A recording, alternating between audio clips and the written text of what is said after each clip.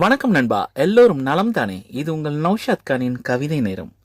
சத்தம் இல்லாமல் பல இளைஞர்களின் மனதில் யுத்தம் நடத்தி கொண்டிருக்கும் முத்தவியலின் கவிஞர் திரு த இர்ஃபானின் கவிதை இதோ உங்களுக்காக.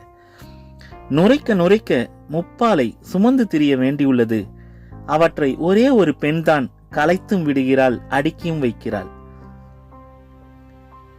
உன் வார்த்தைகளின் உச்சரிப்பில் உடைந்து கிடக்கின்றன என் மௌனம். எல்லோரும் கேட்கிறார்கள், ஏன் மௌனமாய் இருக்கிறாய் என்று. யாருக்காவது தெரியுமா நான் உன்னோடு பேசிக் கொண்டிருக்கிறேன் என்று? பிறை தென்படும் போதெல்லாம் உன் புருவங்களாகவே தோன்றுகின்றன.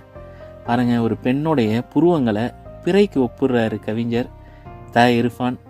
இல்லைங்க, காதல் வந்தாதாங்க புருவங்கள் கூட பிறைகளாக மாறும்.